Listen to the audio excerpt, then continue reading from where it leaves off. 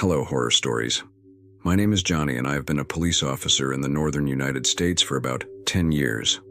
I prefer not to reveal the precinct or the city to avoid penalties and also not to jeopardize my partner's job. What I am about to tell you was the most disturbing thing I have ever experienced in my life. I have responded to countless emergency calls, but this is out of the ordinary. I was very skeptical of paranormal stories until then. It's been a couple of years since that event, but I remember it like it was yesterday. It was winter, a very cold and desolate night. We were at the station standing guard, well past midnight, when my personal cell phone rang. It was a man calling for help, saying he was in danger. He mentioned my name and my partner's name, which seemed strange to me, but he also knew the names of our wives and children. I listened intently to his words on the other end of the line.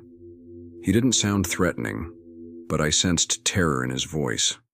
I think he had mentioned my family to me, so that I would not hesitate to come to his assistance and to be discreet. He then gave me an address pleading for us to come urgently and hung up.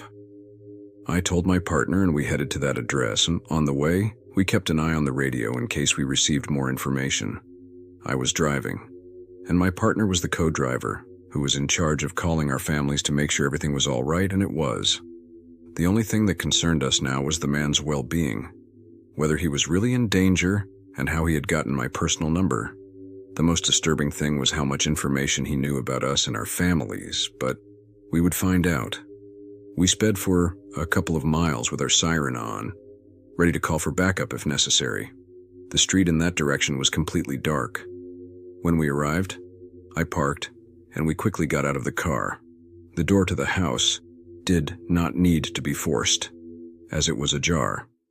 As we entered, I felt a shiver I had never experienced before. My partner covered my back at all times, as we didn't know what we were dealing with. When we entered, we found the man sitting in the room, with some candles burning around the table. What struck us most was to see that he had his hand on a Ouija board. The man's expression was one of pure terror. His eyes reflected deep fear, and his hand was shaking incessantly.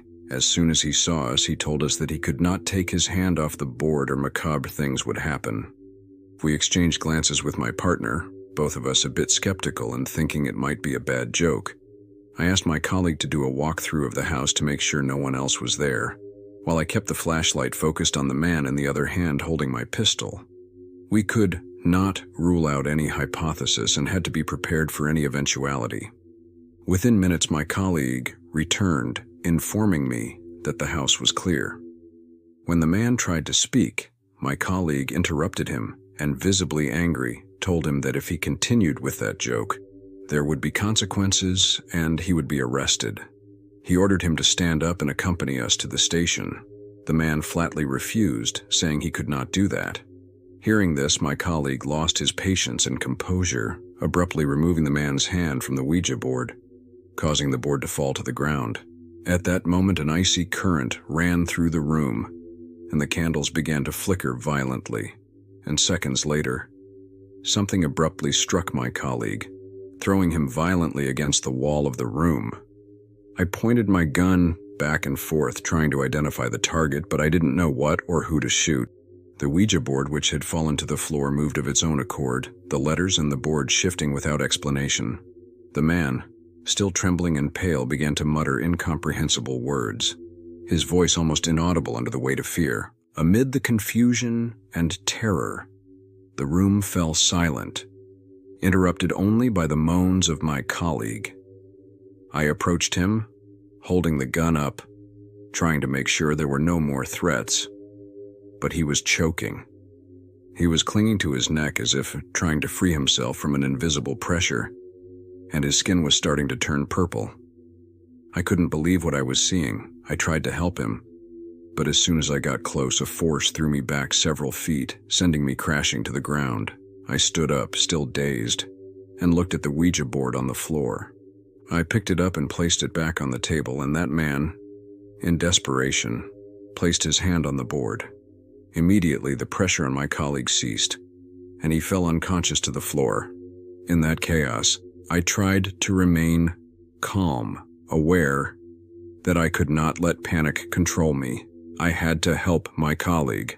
I ran to his side and began to revive him until he finally opened his eyes and managed to sit up.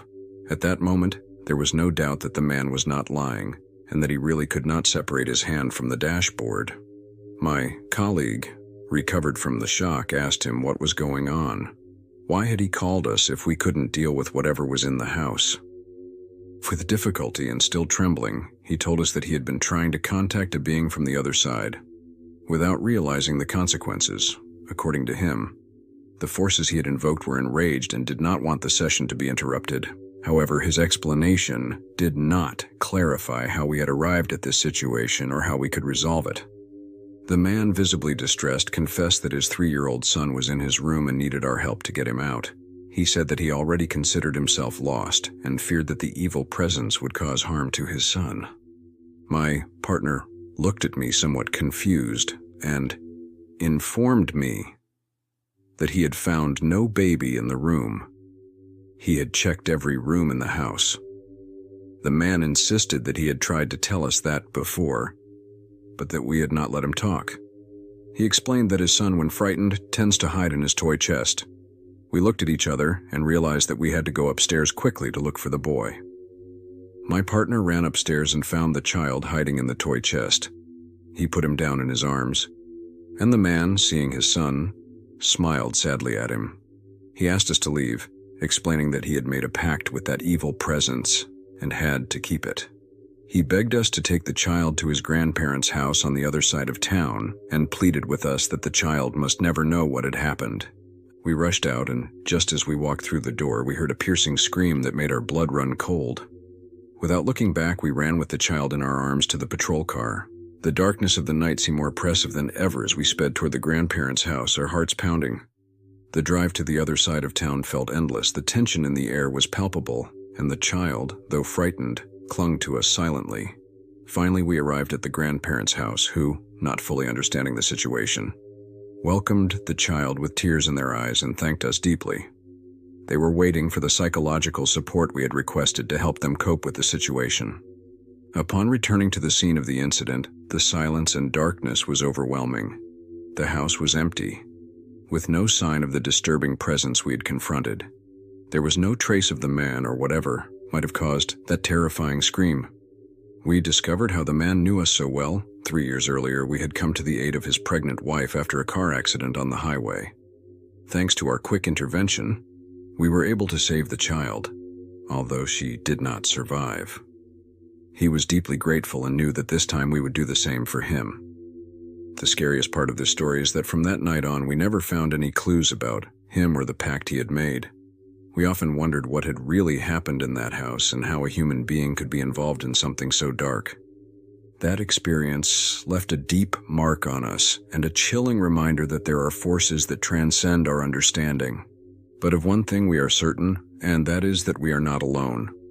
If you have enjoyed this story, we invite you to subscribe and activate the bell so you don't miss any others. Until next time.